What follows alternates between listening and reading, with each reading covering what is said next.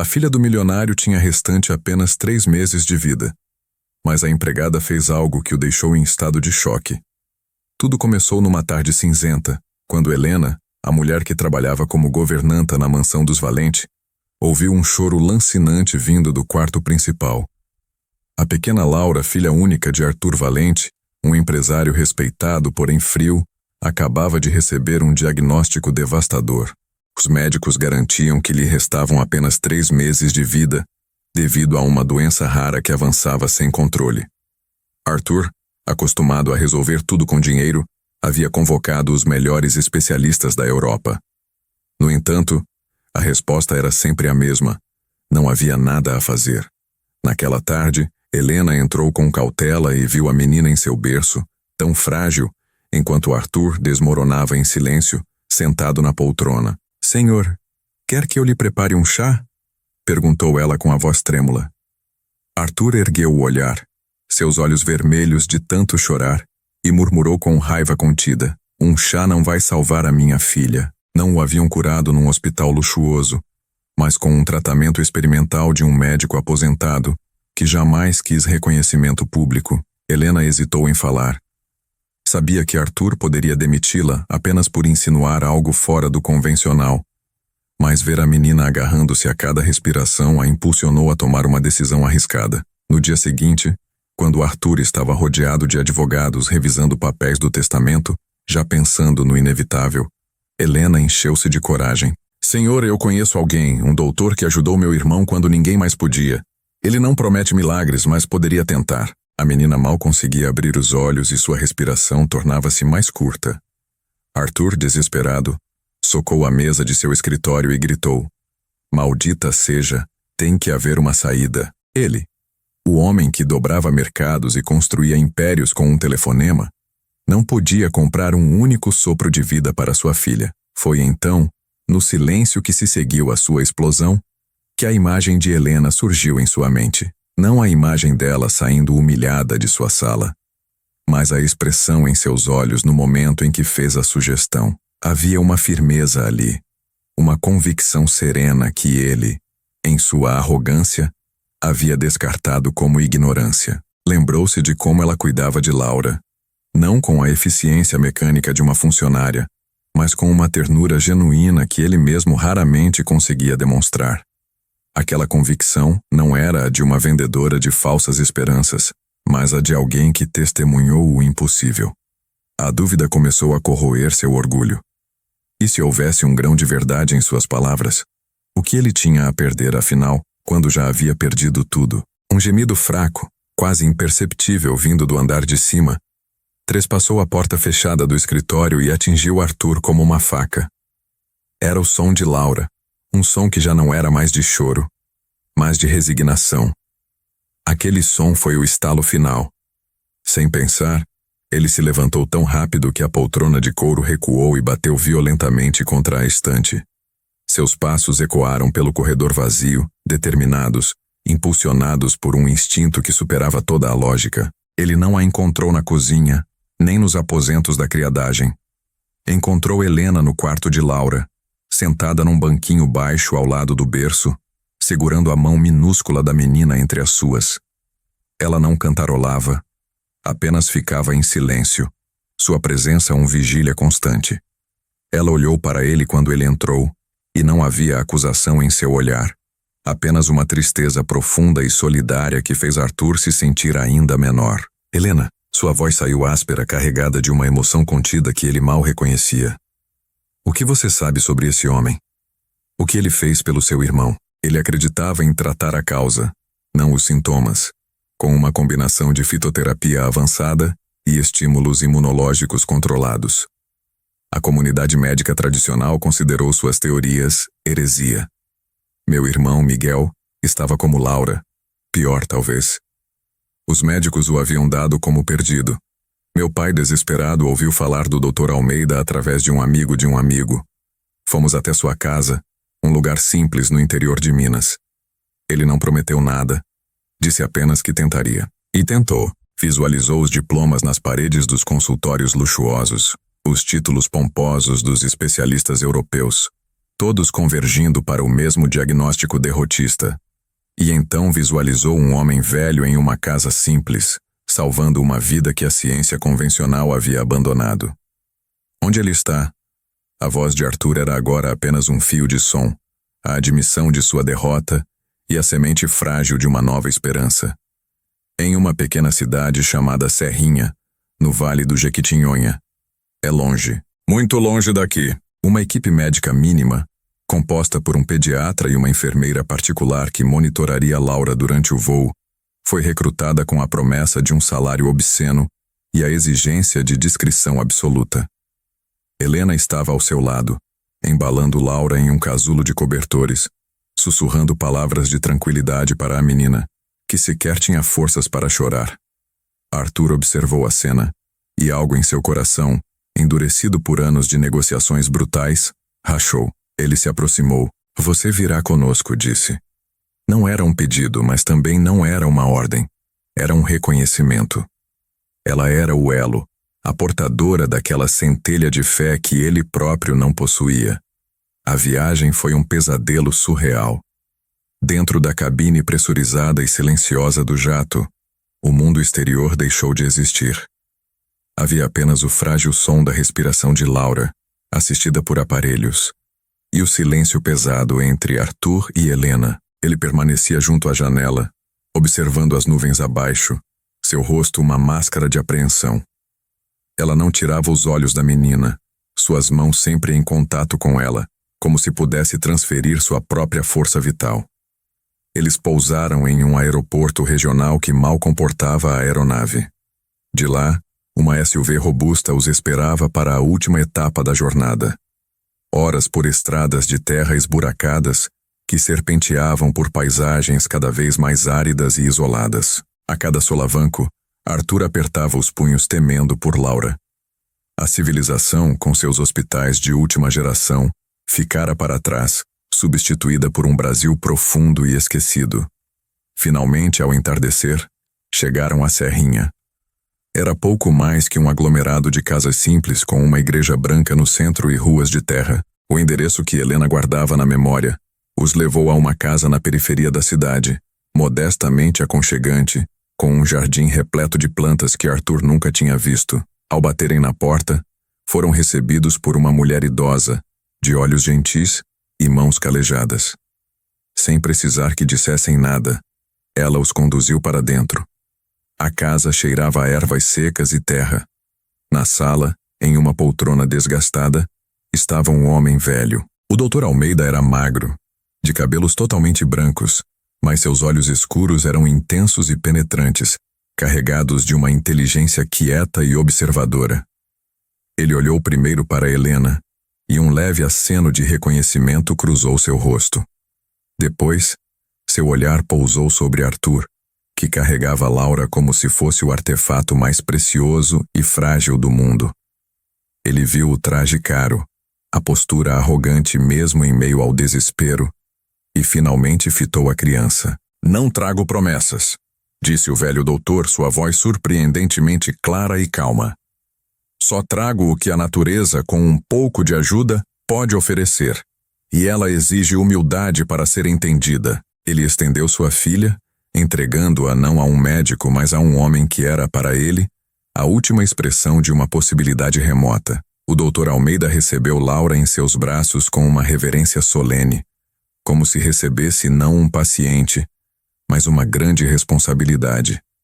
Seus dedos finos e hábeis tocaram suavemente a testa da menina, e ele murmurou algo tão baixo que apenas Helena, que estava ao seu lado, conseguiu ouvir. Vamos ver, pequena guerreira. A batalha é dura, mas você não está sozinha. Viu principalmente a rachadura naquela armadura de arrogância, uma fenda por onde escorria o puro e cru medo de um pai.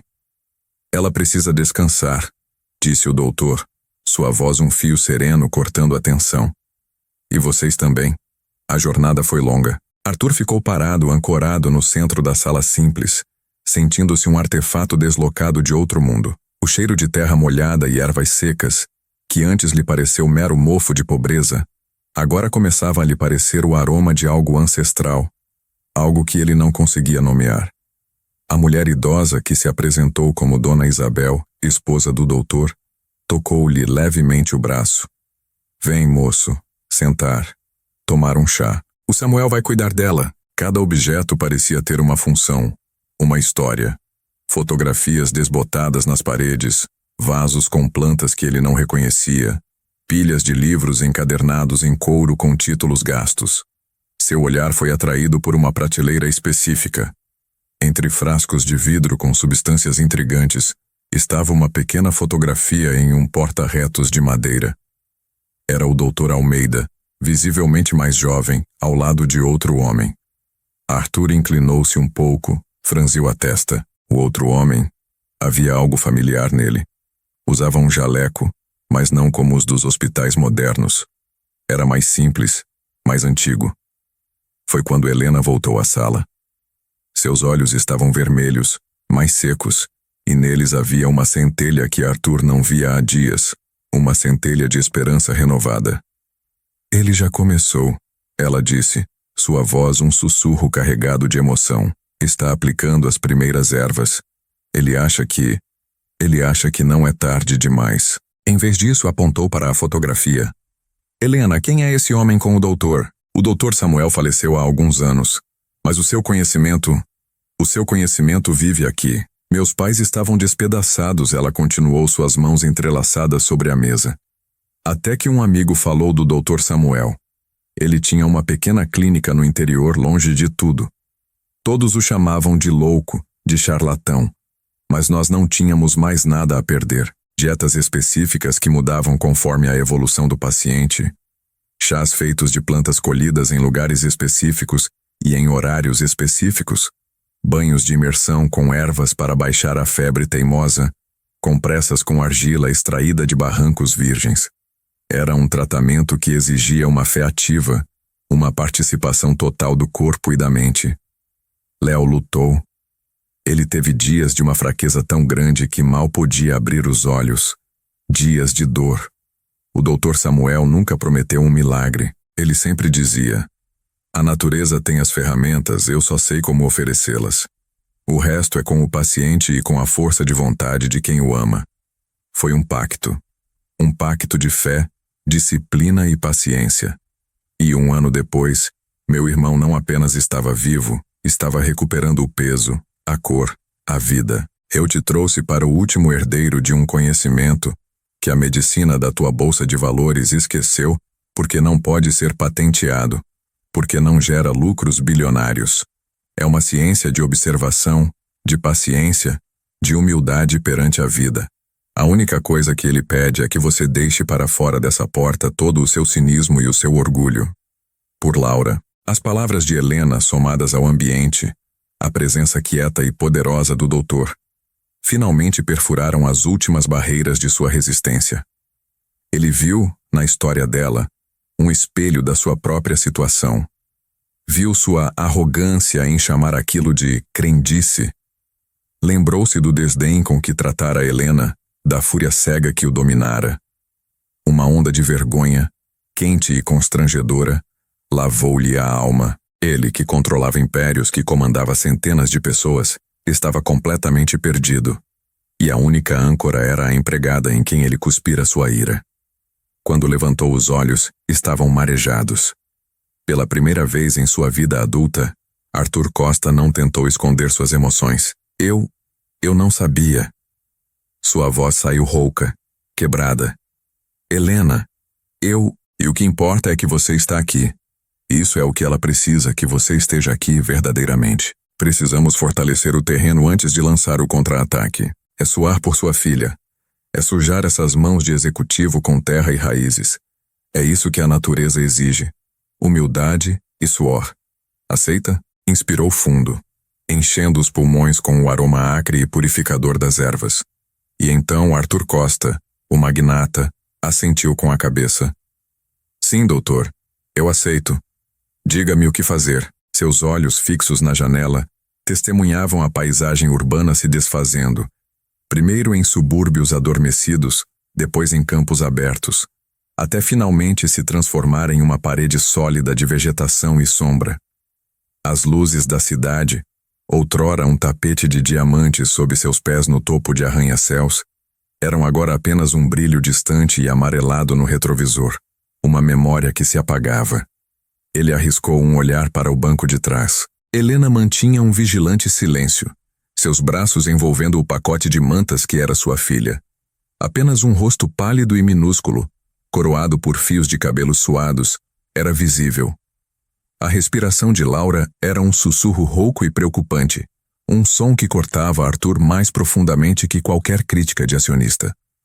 Ele fechou os olhos, tentando bloquear o ruído, mas ele apenas aumentava, ecoando em sua própria respiração contida. Suas mãos pousadas sobre os joelhos apertaram-se em punhos. Eram mãos que assinavam documentos de milhões, que gesticulavam em reuniões decisivas e agora tremiam diante da fragilidade absoluta de uma vida que ele ajudara a criar e sentia no fundo da alma, negligenciara. A estrada asfaltada rendeu-se completamente a um caminho de terra, irregular e traiçoeiro. O carro sacudia e balançava, cada solavanco um lembrete brutal de que haviam deixado para trás o mundo controlado e previsível de Arthur. A poeira levantada pelos pneus infiltrava-se pelas frestas do veículo, trazendo um cheiro seco de mato e terra. Arthur, acostumado ao ar filtrado de escritórios e carros blindados, sentiu o pó cobrir sua língua e garganta. Era um sabor amargo de realidade. Falta muito? Sua voz soou estranha no ambiente opressivo, áspera como a estrada. Helena nem precisou consultar o relógio ou a escuridão lá fora. O suficiente para o senhor esquecer quem pensava ser. Ele sentiu um impulso quase irracional de arrancá-lo e jogá-lo pela janela, mas conteve-se. Ainda não. Após horas que pareceram uma eternidade suspensa, Helena indicou uma bifurcação quase invisível à esquerda. Ali, foi então que Arthur a viu. Uma casa. Ou o que restava de uma. Não era uma casa no sentido que ele conhecia.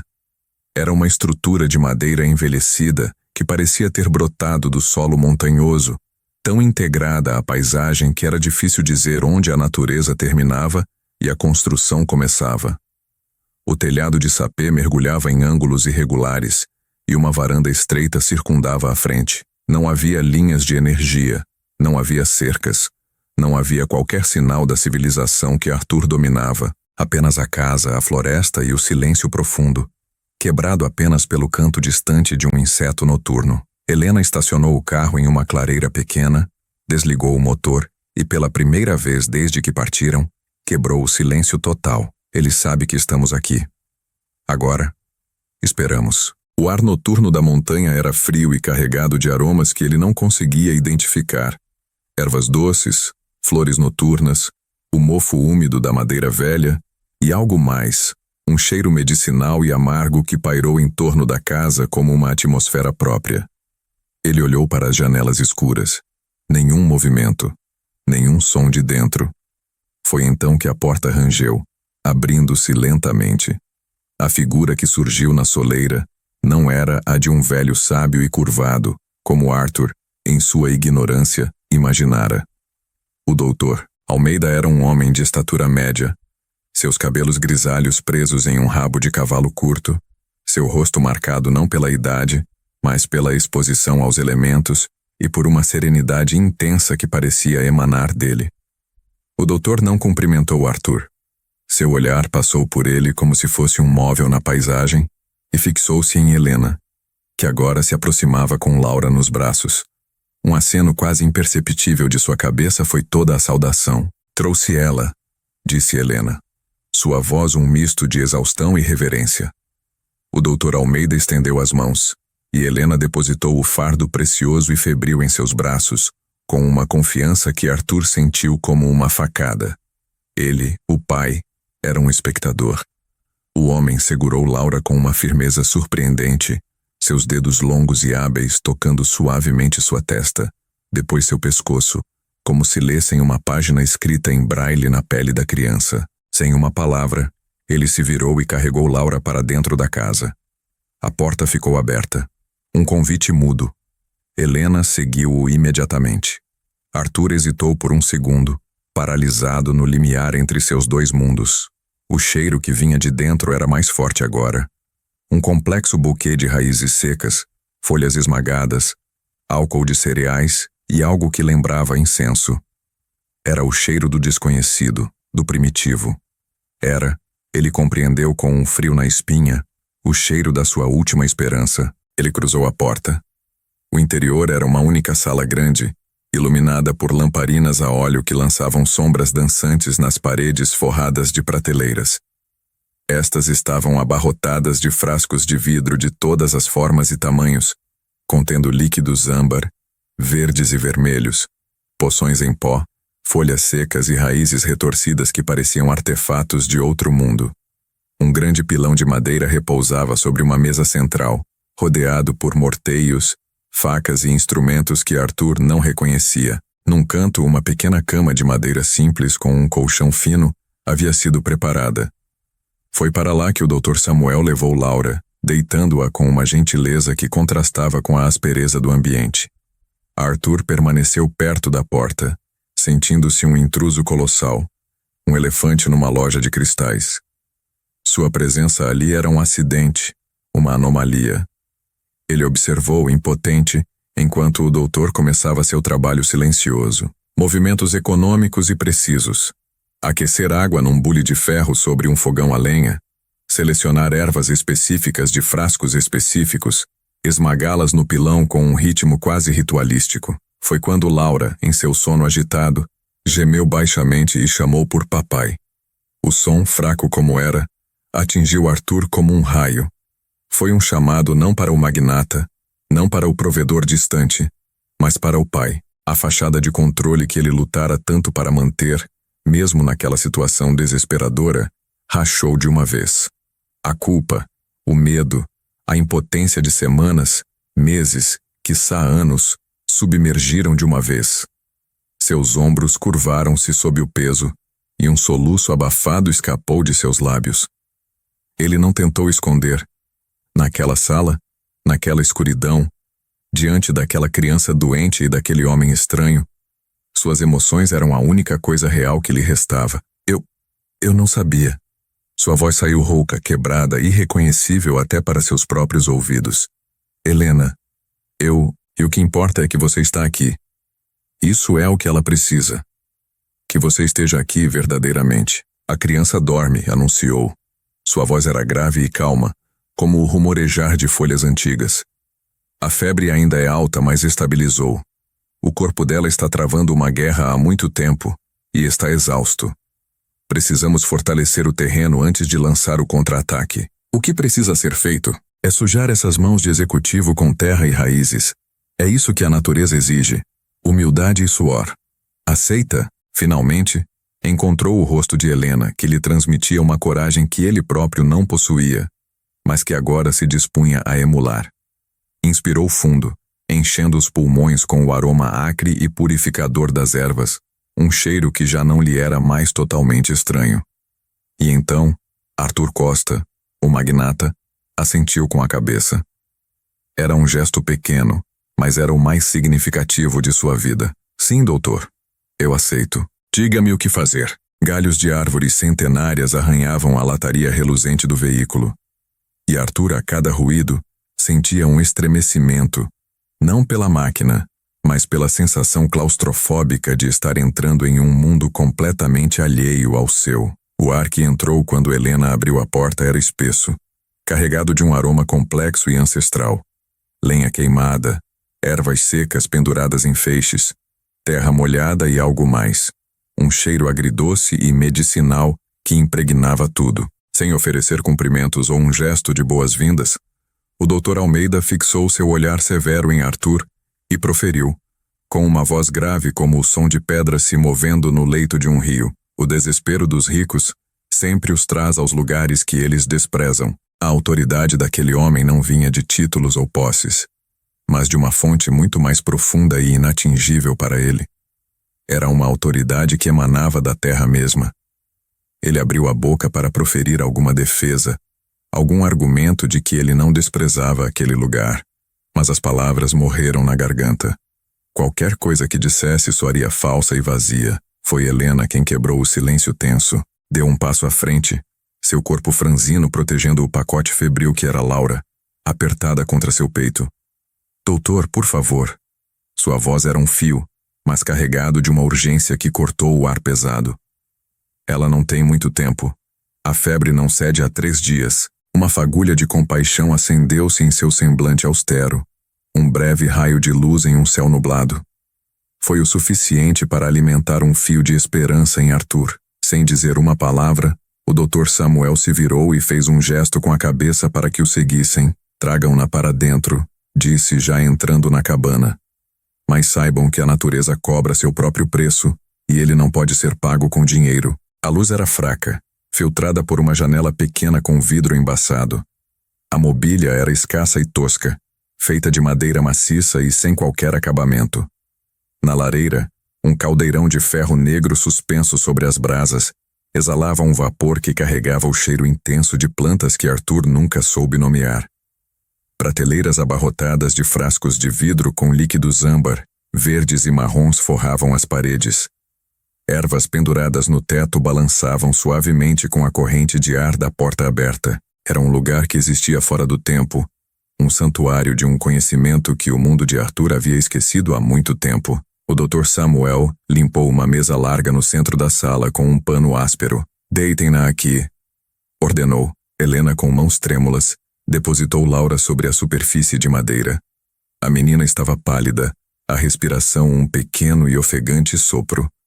O médico aproximou-se. Suas mãos, calejadas e marcadas com veias salientes e manchas de seiva, pairaram sobre o pequeno corpo sem tocá-lo, como se estivessem medindo a energia que emanava dela. Ele fechou os olhos por um momento. Sua concentração era um campo de força quase tangível. Arthur observava paralisado, seu mundo reduzido àquele espaço apertado e à agonia silenciosa de sua filha. Finalmente, o Dr. Samuel tocou a testa de Laura, depois suas mãos, seus pés. Abriu uma de suas pálpebras e observou o branco de seu olho. Seu rosto não revelava nada. Ele virou-se para um armário e começou a selecionar frascos, esmagando raízes secas em um pilão de madeira, misturando pós em uma tigela de cerâmica com um pouco de água morna do caldeirão. O silêncio era opressivo, quebrado apenas pelo estalar do fogo, pelo som do pilão e pela respiração ofegante de Laura. Ela precisa de silêncio e descanso agora, disse o Dr. Almeida, sua voz grave e calma pairando no quarto abafado. A jornada foi longa e o corpo dela está exausto. Precisamos aguardar. Seu olhar não era de um subordinado, mas o de um general designando uma missão crucial a um soldado. Muita coisa. Primeiro fé, depois trabalho. Você vai aprender a preparar os chás, vai aprender a fazer as compressas. Vai garantir que ela beba cada gole de água purificada que deixarei aqui. Sua função, Sr. Costa, não é pagar por um tratamento. É ser o braço direito dele. É suar por sua filha. É sujar essas mãos de executivo com terra e raízes. É isso que a natureza exige. Humildade e suor. Aceita? Depois, seu olhar se desviou para as mãos do doutor. Calejadas, com unhas curtas e sujas da terra, manchadas pela seiva de 1000 plantas, marcadas pelo trabalho real, pelo contato direto com a essência das coisas. Eram mãos que sabiam, que curavam, que construíam. Finalmente encontrou o rosto de Helena, pálido e cansado, mas iluminado por uma centelha de esperança teimosa. Ela lhe transmitia uma coragem que ele próprio não possuía, mas que agora, olhando para ela e para sua filha, se dispunha a emular, a aprender, a roubar se necessário fosse. Inspirou fundo, enchendo os pulmões com o aroma acre e purificador das ervas. Um cheiro que já não lhe era mais totalmente estranho, mas que agora cheirava a possibilidade, a salvação. E então, Arthur Costa, o magnata, o homem que comandava um império com um aceno de cabeça, assentiu com a cabeça. Era um gesto pequeno, quase imperceptível, mas era o mais significativo e profundo de sua vida. Era a rendição de um mundo e a aceitação de outro. Arthur olhou para suas mãos, depois para o doutor e para sua filha. Um único e decisivo aceno de cabeça foi sua resposta. O doutor Samuel não sorriu. Apenas acenou com a cabeça, um gesto de reconhecimento. Pegue aquele jarro. Encha-o no riacho que corre atrás da casa. A água da torneira da cidade é veneno. Traga a água pura. Este é o seu primeiro serviço. Arthur sentiu o peso do objeto. Não apenas físico, mas simbólico. Era o peso de uma responsabilidade nova, primitiva, que nenhum de seus contratos bilionários jamais lhe havia imposto. Seguiu o Dr. Samuel, seu passo incerto no caminho de terra batida, contrastando com a marcha firme e silenciosa do homem à sua frente. O riacho não era um espetáculo grandioso, mas uma fita de prata, serpenteando por entre pedras musgosas e raízes expostas. O som era uma melodia constante e calmante, um murmúrio ancestral. Arthur ajoelhou-se, sentindo a umidade da terra impregnar o tecido impecável de suas calças. Mergulhou o jarro na correnteza, observando a água límpida turvar-se por um instante, com a agitação do fundo antes de se tornar cristalina novamente.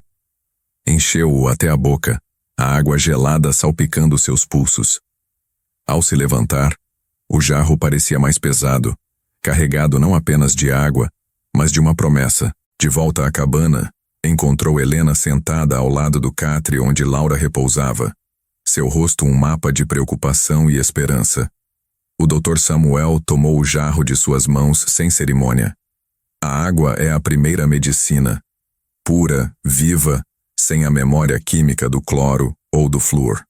É o que o corpo dela e o de vocês mais precisa lembrar, o sabor do essencial. Enquanto aquecia, movimentou-se pelas prateleiras, seus dedos calejados escolhendo com precisão infalível um punhado de ervas secas, umas floridas, outras semelhantes a pequenas agulhas, uma raiz escura e retorcida, camomila para acalmar o espírito agitado, erva doce para acalmar a barriga enfurecida pelos químicos, um pouco de guiné para lembrar ao sangue seu verdadeiro caminho. Helena a ajudou a se sentar, sua mão trêmula apoiando as costas frágeis da filha. Devagar, pequena andorinha, murmurou o doutor, sua voz pela primeira vez adquirindo uma tonalidade que beirava a doçura.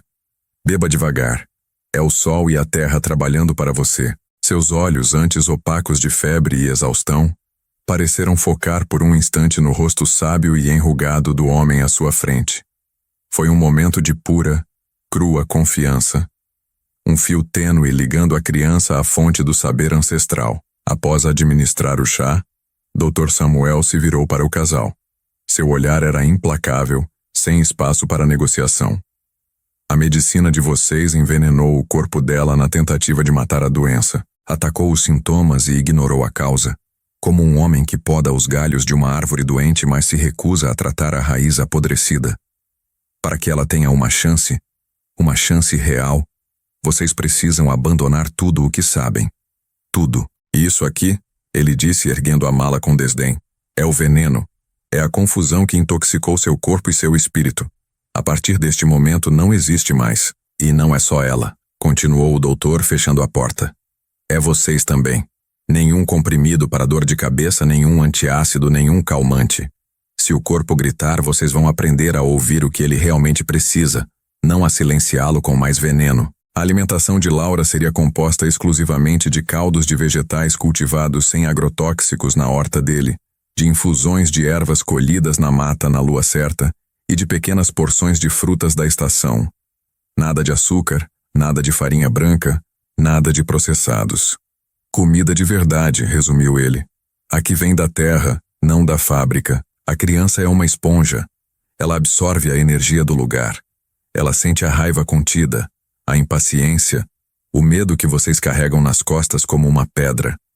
A febre dela é o sintoma de um corpo em guerra.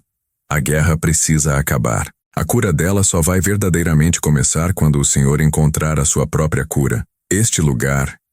Ele fez um gesto amplo que abarcou a cabana simples, as ervas, os livros antigos, o riacho lá fora. Não trata apenas o corpo. Ele expõe a alma. Raspa toda a sujeira, toda a vaidade, todo o orgulho, até sobrar apenas a verdade nua e crua do que você é. E isso pode doer mais do que qualquer doença. Estão preparados para enfrentar o que vão encontrar aqui dentro, não apenas nestas paredes, Mas dentro de vocês mesmos, ela sentiu quase imperceptivelmente uma confirmação silenciosa de que, fosse qual fosse o abismo que tivessem de enfrentar, fariam isso juntos. Arthur inspirou fundo, o aroma das ervas, da terra molhada e da madeira queimada enchendo seus pulmões. Era o cheiro do desconhecido, do primitivo, do real. E então, com uma voz que soou estranha, até para seus próprios ouvidos, mais suave e menos certeira, ele finalmente respondeu: Sim, estamos preparados.